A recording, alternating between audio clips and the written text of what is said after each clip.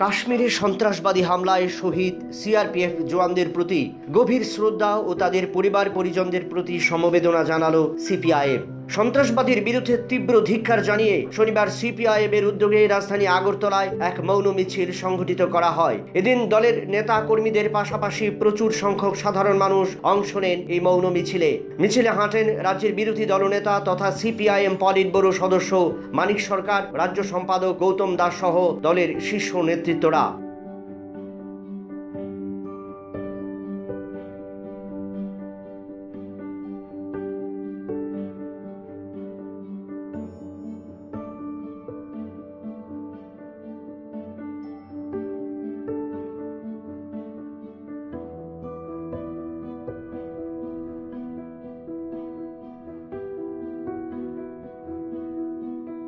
কাশ্মীরের পুলওয়ামার অবন্তিপুরায় গত 24শে ফেব্রুয়ারি বর্বরোচিত সন্ত্রাসবাদী হামলার তীব্র নিন্দা জানিয়ে শহীদ জওয়ানদের স্মৃতির প্রতি শ্রদ্ধা ও তাদের পরিবার পরিজনদের প্রতি সমবেদনা জানিয়েছেন বিরোধী দলনেতা মানিক সরকার। কাশ্মীরে সন্ত্রাসবাদীদের এই যে বীভৎস আক্রমণ, তাতে আমাদের কেন্দ্রীয় পুলিশ বাহিনীর যে জওয়ানরা জীবন দিলেন, এটা শহীদান বলে আমি মনে করি। তাদের স্মৃতির প্রতি গভীর শ্রদ্ধা নিবেদন করছি।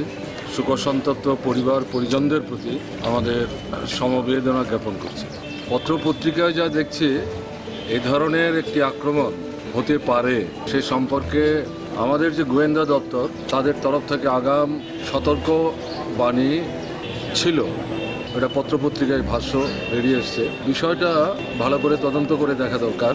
যদি তাই হয়, তাহলে এই যে বিরাট একটা সংখ্যক জওয়ানদের নিয়ে সড়ক পথে অনেকগুলো গাড়িকে একসাথে করে অবশ্যই নির্দিষ্ট একটা গন্তব্যস্থলে যাওয়ার লক্ষ্যে তারা শুরু করেছিলেন তাদের যাত্রা, এটার নিরাপত্তা সুনিশ্চিত করার জন্য আর কি ব্যবস্থা গ্রহণ করা সুযোগ ছিল, এবং যদি সুযোগ থেকে থাকতো তাহলে সেগুলো গ্রহণ করা হয়েছে কিনা, যদি না হয় তাহলে এর জন্য কারা দায়ী সেটা চিহ্নিত করা যাবে। ব্যুরো রিপোর্ট, আকাশ ত্রিপুরা।